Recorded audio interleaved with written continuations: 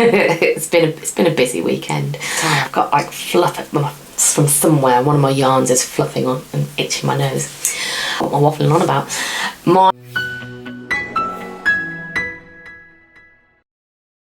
Hi and welcome back to the Knitting Plot. My name is Natalie, or Nats, and I will be your host today. If you are a returning viewer, thank you so much for coming back to see me, and I have got quite a few extra followers, which was really lovely to see. I don't know what happened a couple of days ago. The YouTube algorithm obviously kicked me out into some people's view because my subscriber count literally doubled in the space of 24 hours, which was thrilling for me, obviously, because it's more people that I get to connect with. But if this is, if you are part of that group who joined, welcome. This is the Knitting Plot podcast. You can find me on Instagram and Ravelry and even TikTok now, because I'm really down with the kids, or as Nats_knits_UK. I think on Ravelry it's just Nats Knits UK without the underscore bit, but just remember to put the Z's in instead of the S's. And yeah, I'm going to talk you through some standard knitting podcasty type stuff. And so grab a drink. I've got squash, or I don't know, cordial. It depends where you're from that you would call it, but I've got squash. Because I felt the need to be hydrated today. It's not particularly warm, to be honest with you. It's the UK, so it never gets particularly warm. We had a spate week before last of some really lovely weather, and that's it. We're done now, basically, I think. So it's been grey and miserable for the last couple of days, but you know, we're used to it, so won't complain too much. I know a few people who subscribed recently look to be out on the other side of the world, so I know you're entering your autumn period, which must be super exciting after what I imagine was probably a very hot summer, and it's all time to get toasty and cosy with all of your autumn knits. So I'm slightly jealous, but also not wanting to wish away summer because we don't get much of it here in the UK anyway. So anywho, before I waffle on for too long just about the weather, because that's just such a British thing to do, isn't it? I've got some finished objects to go through with you. I've got 2 of those, and I've got 2.5 works in progress, so hopefully it was not going to be like a crazy long episode, but you know me, I can chat when the occasion requires it. But I'll start us off by saying that fingerless mittens that I made for my Auntie Carol, so they were the cloudburst mittens that I showed on a previous episode. I got to see my Auntie Carol, it was on Saturday, so day before yesterday. It's Bank Holiday Monday here in the UK at the moment, so a public holiday for us, but we got to see her on Saturday. She's over from the States and she's doing an awful lot of catching up with loads of people, but it was really lovely. We went out for a bit of a family meal. I managed to get my brother and his family together. My mum was there as well, so just a nice good old catch up. We don't get to see her often enough in my mind, but it's great to have caught up with her, and she was thrilled with her mittens as well, so obviously that warmed my heart. But obviously gifting is very much a lot of what I do with my knitting, so if I kept everything, crumbs, the whole house would be made out of knitting if I kept everything that I made. So it's a good job that I enjoy a bit of gift knitting. And the next gift that I had on my radar to get completed, it was part of my spring knitting plans, was a pair of socks for my older brother, who is very much traditional nerd, you know, loves his sci-fi, always has done since we were kids. So this pattern was just a standout, you know, got to be made for him kind of pattern.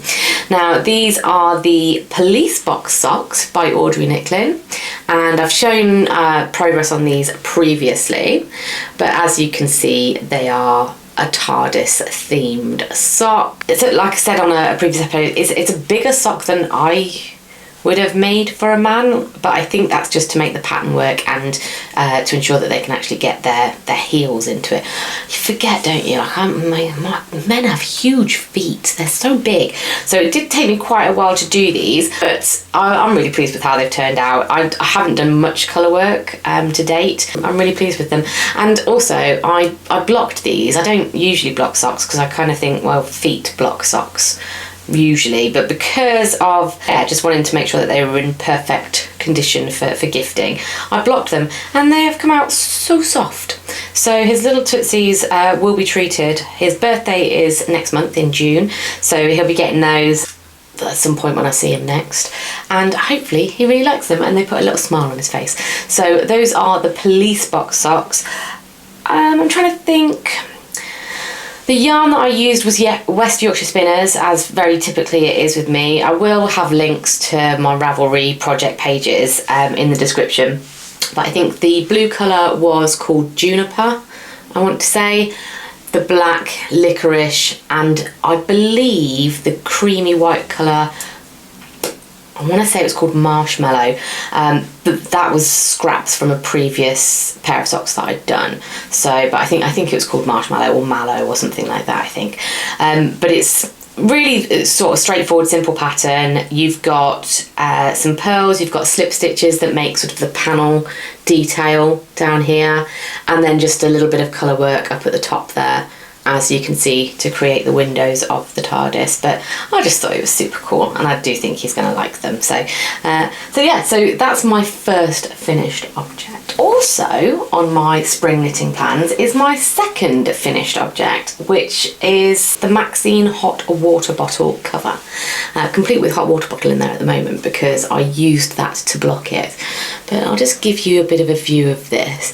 Now, tensioning wise, I will say there's a bit of dimpling in the cover, even though I have kind of blocked it.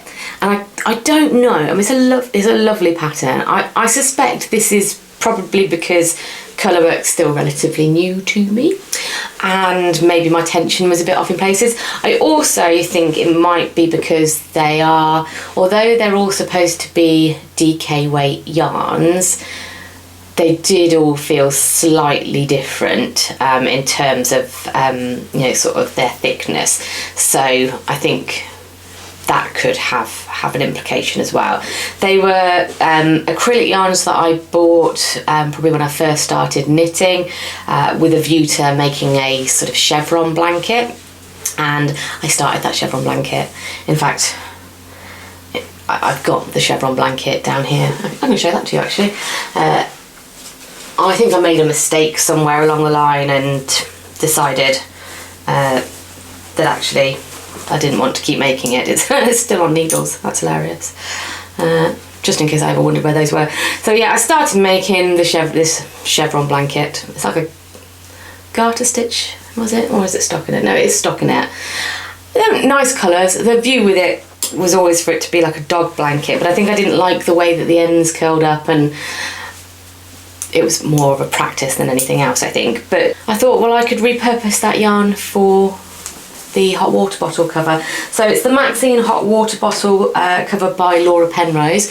This is going to have a little partner, so I'm making these for my stepdad's parents. My mum's got a static caravan in Skegness, or not far from Skegness, it's Chapel St Leonard's, and they like to go down with my stepdad's mum and dad. But it can be a bit cool in a static caravan. I don't know whether you've ever been in one. And I just thought these would make a nice little, you can warm your bed up before bedtime. So I just thought they were quite cute. So there's one for him, and I'm going to make one for her as well, so that they've got little kind of matching hot water bottles, but keep them nice and toasty, or get their beds nice and toasty for when they're down at the van. That will be a Christmas gift. So now that it's been done and now that I've shown it on here, I will just pop that away for Christmas.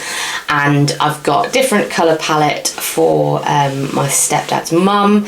It's going to be a little bit girlier, but once that one's been done, that will be put away with it as well.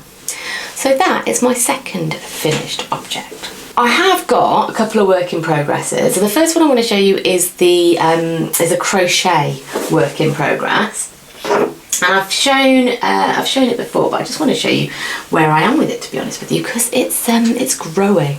It's really growing. So this is the Virus Shawl, which I'm not really sure if anybody knows who the original pattern designer was. It went viral, this shawl, and I wonder whether there's been adaptations. I know that it was like a free pattern that was posted on a website, I think it was, or something like that. I don't know the full story behind it, to be honest with you, but I've got a pattern that I was following to start off with. I'm not now though, because it's a really easy repeat, but I just want to show you the size of it so far. So I said that I was just going to keep making this until I ran out of the yarn. So I've got the James C. Brett DK, and I was just going to keep making it, oh, look at it, until I ran out of yarn. And as you can see, I've still got a good old chunk of that left, so there's definitely still growing for this bad boy to do, which is great, because I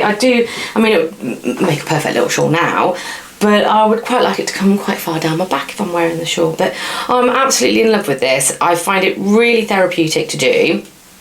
I love the colours in it. I'm definitely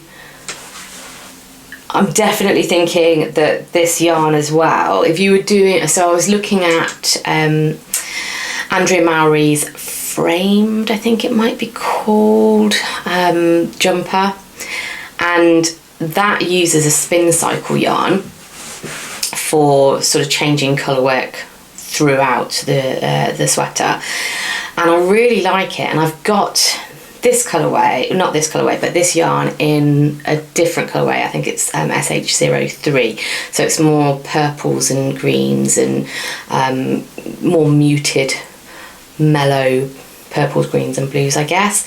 And I thought that would make a really nice, instead of the spin cycle, colour change through that jumper. So I have bought that pattern. I do plan to make that at some point in the future. But for this project, it's absolutely glorious, all of the colours that are in there. And I actually really, I'm just looking forward to being able to be sat out in the garden when the weather's really good in the summer and things just get a little bit cooler at the end of the day, but you're not ready to go in yet. I'm really looking forward to having just something that I can throw over my shoulders and look fabulous in. So so that is the Virus Shawl. Like I say, it was a free pattern, I believe. If you search for it on Ravelry, it does take you to a pattern that's called something else. So like I say, I think people have made adaptations to it and all of that sort of stuff, but just a really, really nice mindless crochet project, because once you've got the 4 repeats nailed, you can just, crochet on it for hours basically. It's really lovely. Now, my next work in progress, I am very excited about actually. I only started it yesterday, so there's not a huge amount of progress to show you, but I'm going to show you what I've got. So as you may recall, I have made it my mission this year to knit my first wearable sweater. It took me a while, but I did finally choose a pattern, which was the Brooklyn Raglan by Tori. And I'd already bought the yarn for the jumper, which in all fairness, I did that the wrong way round. I probably should have chose the jumper and then selected the yarn on it.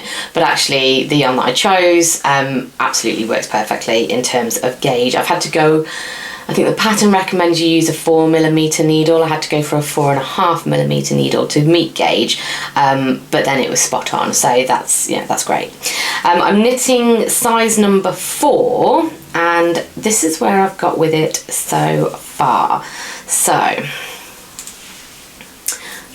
don't know whether you can see, I've done the short row shaping, and I'm now currently in the process of doing the raglan increases, and I'm using Drops Merino Extra Fine.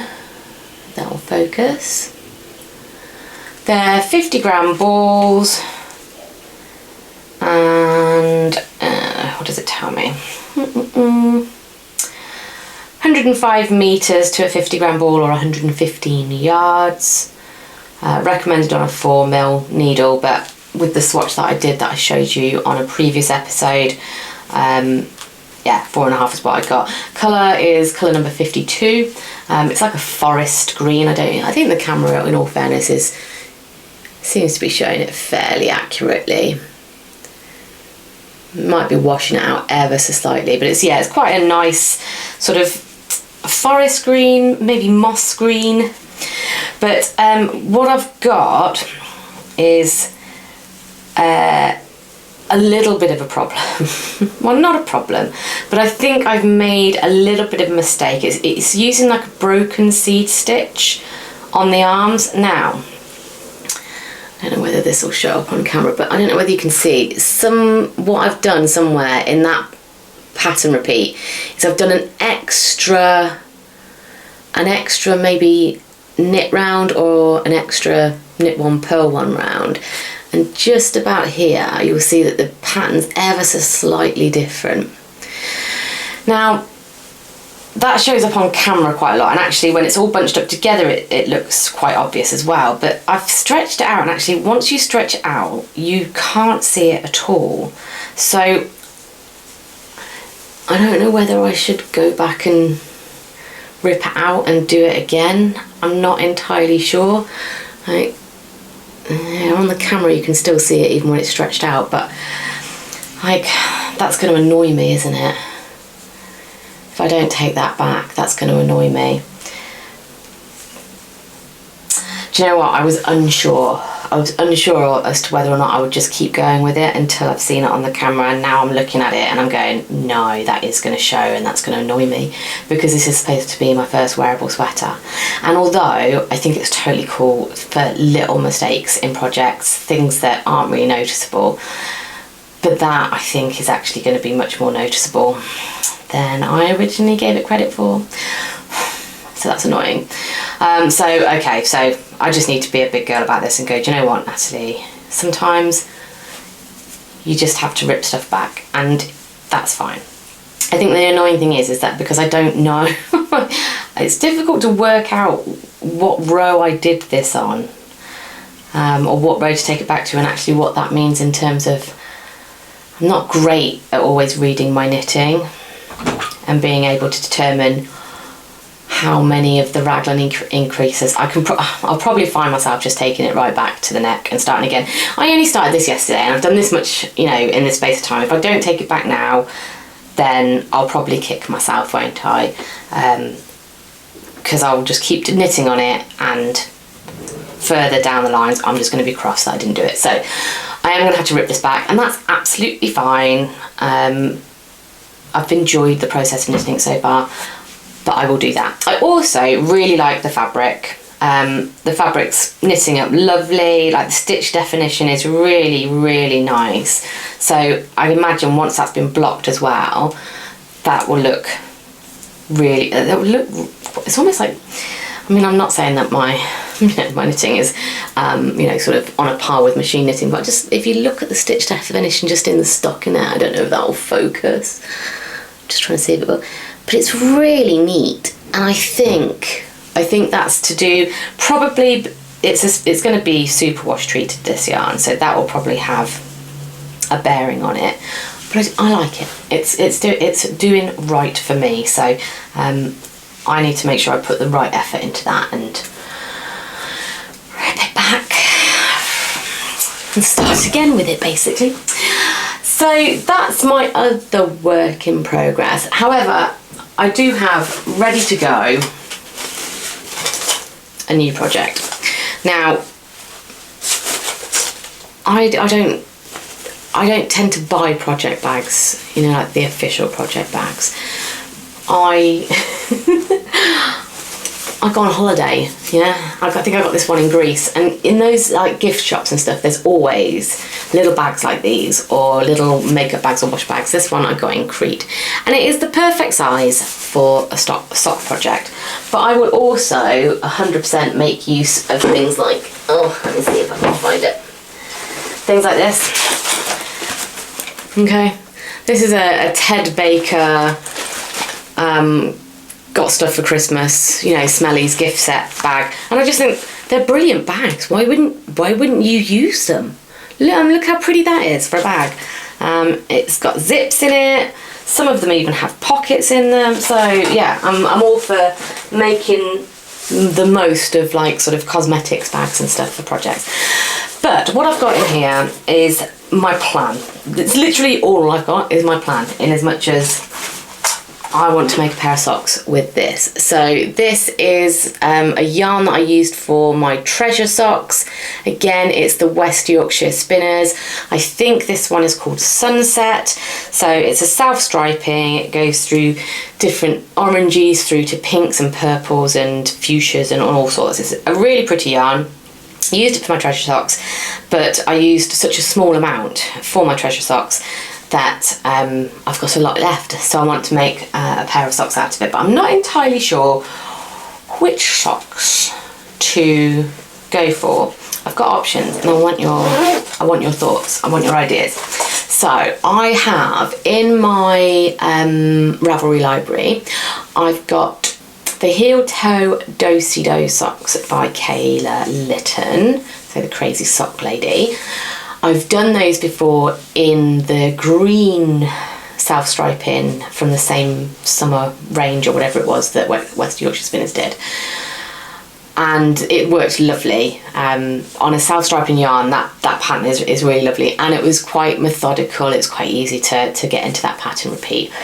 I've also got, I think it might be called Butterfly Kisses, perhaps, which I think is also a Crazy Sock Lady design. I think it's called Butterfly Kisses, but I wasn't sure how well that would go with a self-striping yarn.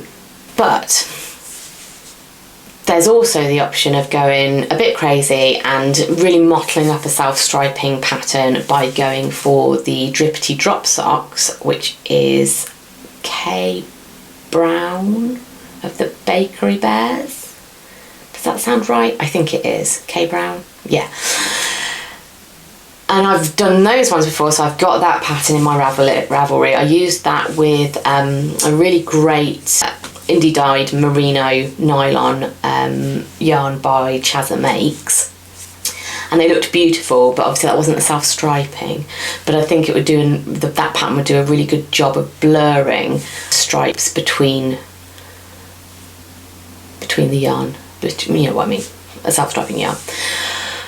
So that's another option, but I'd be really interested to know what your thoughts are. Have you got any really great patterns for self-striping yarn that just makes them a bit more interesting? I love a vanilla sock, don't get me wrong, but I do also love a pattern. So if you've got a go-to pattern that you're just like, this is brilliant, please share it in the comments so that I can benefit from other people's ideas as well, because it's not that I don't want to do the Heel Toe Do-Si-Do or the Drippity drop socks, because I'm quite happy to do them, but sometimes it's nice to have something new, isn't it?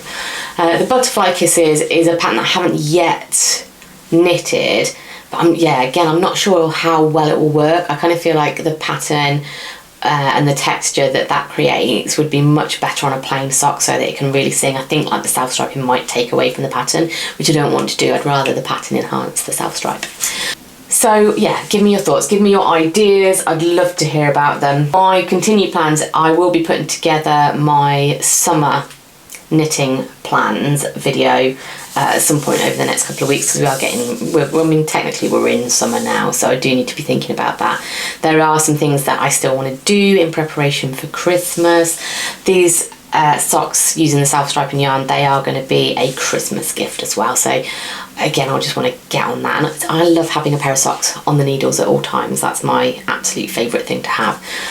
So I need that as in terms of a pair of socks. I do need to obviously now crack on with the Brooklyn Raglan.